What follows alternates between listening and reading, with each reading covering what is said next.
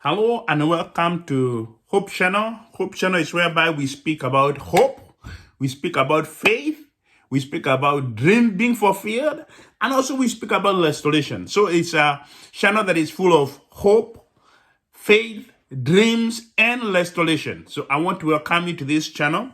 Today my name is Dr. Abel Gitimo Idaka, and today we are going to talk about passing fatherly blessing to the next generation. You know, sometimes fathers are very important to us, and whenever they are there and then they pass those blessings should stick. And that is why we are going to talk about it, because we know that we need to be blessed by our fathers. And when the fathers do it and do it willingly, let me tell you, those blessings are major. You know, we are going to talk about the three characters or the three generational blessings that we know in the Bible. We talk about the blessing that were there for Abraham, those that were there for Isaac, and those that were passed on to Jacob. So I want us to start with the book of Genesis 12, where we are going to read from verse 2 to 3, and I want to read. Let's read this one here. I will make you into a great nation, and I will bless you. I will make your name great, and you'll be a blessing. I'll bless those who bless you, and whoever curses you, I'll curse. And all people on earth will be blessed through you. Now, this one was a promise that was given to Abraham when he was called by God. The Bible says that Abraham was called by God and was told, move from your own country to a country that I'll show you. And the Bible says that he just obeyed. And because of that, he harvested, or he was the custodian of God's blessing. He was blessed by God because of obeying. And he moved to a country that, he didn't know. And he became, the first generation of the blessing of God that we know very well in the Bible. So he was a blessed. But Abraham alone could not have stayed with the blessing without passing it to the next generation. So this blessing that I'm talking about is those that we have to pass from one generation to another. And we expect that the other generation is going to do better than us so that we can be able to continue with those blessings that God has given us. So you and me, we are blessed whereby we harvested the blessing from the previous generation. And now, during our time, we need to pass it to the next generation in one way or the other. So when we talk about Abraham, he received the blessing from the word go, but he was to pass it to the next generation. And that's why we are going to read the book of Genesis 22, 15 to 19. And I want to read. The angel of the Lord came to Abraham from heaven a second time and said, I swear by myself, declare the Lord, that because you have done this and have not withheld your son, your only son, I will surely bless you and make your descendants as numerous as the stars in the sky and the sand on the seashore. Your descendants will take possession of the cities of their enemy, and through your offspring, all nations on earth will be blessed, because you have obeyed me. Now, we remember the first portion of the Bible that we read was Abraham receiving the blessing from God. But the second portion, the angel of the Lord is speaking to him the second time when he has taken an action that was very key, whereby he was told, you have received, he got the blessing before he got Isaac. Now he got Isaac in between. And here, when he got Isaac, was to go and sacrifice your son.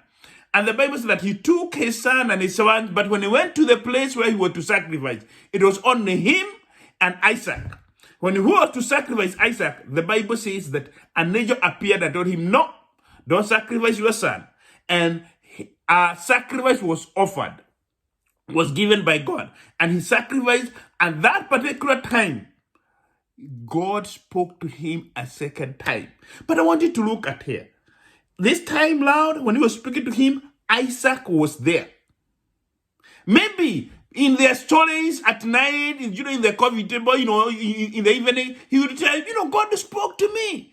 And he told me this, and he told me this, and he told me this. And it would be, Isaac could hear. But this time, God said the angel, and the angel spoke in the presence of Isaac. And he was told, I'm going to bless you. Your descendants will be as numerous as the stars in the sky and as the sand in the seashore. Your descendants will take possession of the enemies, of the cities of the enemy. And through your offspring, all nations on earth will be blessed, because you have obeyed.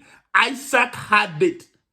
And when Isaac had it, It is as if a confirmation of the God's blessing that was from the father now coming to the son. So Isaac lived knowing for sure, I'm carrying the blessing that God promised to my dad. And therefore my seed is blessed.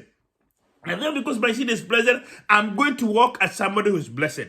And when my time comes, I have to pass the blessing to the next generation. Because you have your time. And when your time comes, you have to pass it is good you pass the blessing to the next generation. So Isaac, when he had it, he walked knowing for sure the blessing of God is within me. And therefore he walked, he obeyed his dad. He was very obedient. He obeyed his dad, he obeyed his mom, he obeyed. But here we find at his time, when he was old enough, he was to pass that blessing to the next generation. And that's why we are going to read the next. And the next reading, we are going to read from the book of Genesis 27, 25 to 30. Let me read. I want to read from the Bible here. Let me read. Then he said, my son, bring me some of your game to eat so that I may give you my blessing. Jacob brought in to him and he ate. And he brought some wine and he drank. Then his father Isaac said, come here, my son, and kiss me. So he went to him and kissed him. When Isaac caught the smell of his clothes, he blessed him and said, the smell of my son is like the smell of a field that the Lord has blessed. May God give you heaven dew and earth riches, an abundance of grain and new wine. May nations serve you and people bow down to you. May Lord over your brothers, and may your sons and your sons of your mothers bow down to you. May those who curse you be cursed, and those who bless you be blessed. We find here Isaac, when his time was almost over, he was looking for somebody to bless, somebody that he can be able to pass the blessing to. And therefore he was to do it to Esau, but somehow Jacob came in. Jacob, when he came in, Isaac spoke the blessing, and the blessing was on Jacob, and it is stuck. Those blessings that we utter with our mouth, we speak, God usually come to confirm. Sometimes some of the ones that we say, they are very, very important to the next generation. We speak, and when we speak, let us speak blessings. Let us speak things that are going to build, things that are going to make the next generation move to another level, more than where we were. And here, Jacob was blessed. And when he was blessed, the favor of God was in him. And Jacob, sometimes he could have doubted because of the way he got the blessing. But God wanted to confirm for sure, you are blessed. And that's why in the book of Genesis 28, 10 to 15, I want to read that before we talk on this. I want to read that is Genesis 28, 10 to 15. I want to read. Jacob left Beersheba and set out to Haran. When he reached a certain place, he stopped for the night because the sun had set. Taking one of the stones there, he put it under his head and lay down to sleep. He had a dream in which he saw a stairway resting on earth, and he stopped reaching the heavens. And the angel of God was ascending and descending on it. There above it stood the Lord, and he said, I am the Lord, the God of your father, and the God of Isaac. I'll give you and your descendants the land which you are laying. Your descendants will be like the dust of the earth, and you spread out to the west and to the east, to the north and to the south. All people on earth will be blessed through you, because through you and your offsprings. And I am with you, and I will watch over you wherever you go. I'll bring you back to this land, and I will not leave you until I have done what I have promised you. Now, here we find Jacob.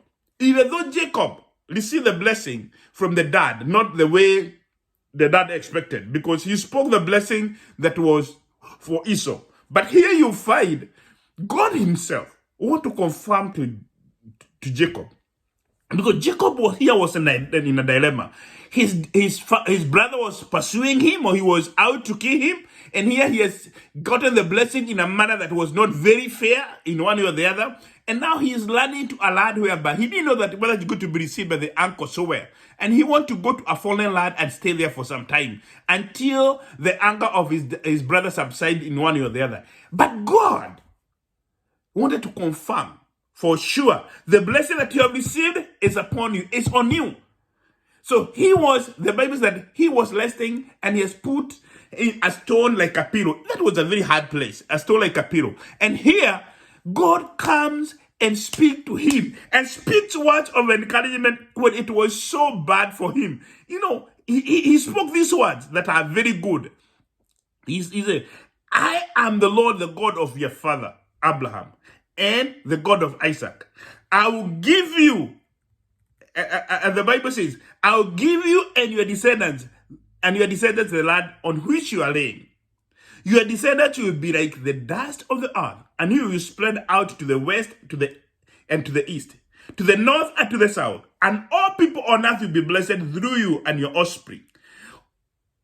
I am with you, and I will watch over you wherever you go, and I'll bring you back to this land, and I will not leave you until I have done what I have promised. That was a confirmation from God to Jacob. He knew for sure, even though I don't know how things are going to turn to be, I have the promise of my grandfather Abraham, the promise of Isaac, and that promise is with me now. The God of Abraham, the God of Isaac is also my God. Whatever he promised my grandfather, he has also promised my dad. That promise is upon me. And therefore, I'm not going to fear. He said that I'll not leave you, not without forsake you, until I fulfill the promise. When we speak the promises of God over any generation, let me tell you, God comes to confirm those promises. I want to speak to the dads and to the parents, to the spiritual dads. Have an opportunity to speak those blessings to your sons or to your daughters, to those who are under you. Just speak those blessings. God usually come and confirm those blessings. Speak them anytime you have an opportunity. May you bless them. May you have that heart to say that may they go to heights that I did not go. May they reach, may they go far and beyond. And may the blessing of the blessing overwhelm them in one way or the other. Let me tell you, when you do that, the blessing of God rests upon them. I want to talk about a very good example. I have a very good example of the blessing that I harvested from my dad. In my academic career, I was so bad at the beginning. Grade 1, 2, and 3. That is standard 1, 2, and 3. I was very poor. I went standard 1 twice, standard 2 twice, standard 3 twice. And I was very discouraged. And in Kenya, where I went to school, grading was not confidential. During the closing day, the grades of what you have performed, they were being put on the notice board where people can be able to read. And during that time, I used to perform. I'm supposed to be the last person. I was the last person. So they would put them in order, and I would be the last person to have performed the poorest. And anytime I would see on the notice board people reading, I would feel so bad because I knew they are seeing who is the last person there. And that time when I was so discouraged, my dad came one day and he spoke hope over my academics. He spoke hope. He told me, you can do this. You can do this because it's possible. Others are doing, but you can do this. And he encouraged me with the words of encouragement. I knew for sure I'm going to do this. And when I went back with that energy, knowing for sure my dad is backing me. Regardless of my village mate, regardless of my age mate, I knew my dad is on my side. And let me tell you, when I went back, I performed so well. I performed so well that even today I should tell a story of how God came for me through my dad. You can do so to your parents, to your children, whereby speak hope. Whenever they are trying and they are being defeated again and again, I want to encourage you as a dad, as a parent, speak hope. Even when others are speaking negativity to them, I want you to speak hope, speak a positive element to them, and let me tell you, they're gonna go far. One day they will start and say, if it was not my dad, if not for my mom, if not for my spiritual leader, I could not have been where I am. Let me tell you, leave a legacy whereby you leave that fatherly blessing to them that are behind you, to the next generation, and trust God that they are going to do more than what you did. I believe when you do that, we leave a better generation, a people who are going to go far. They are going to conquer things for God. They are going to do things for God that we did not do, because we are living a legacy that is it will be higher, better than what we have already done, because God is able to bestow the blessing. When you speak on it, He's going to bestow the blessing upon those who are behind you. May the Lord bless you. This is Hope Channel, and in Hope Channel we speak about hope. We speak faith, we speak restoration, and we speak dreams being fulfilled. May you be blessed as you bless others. May God bless you and do you good. Bye-bye.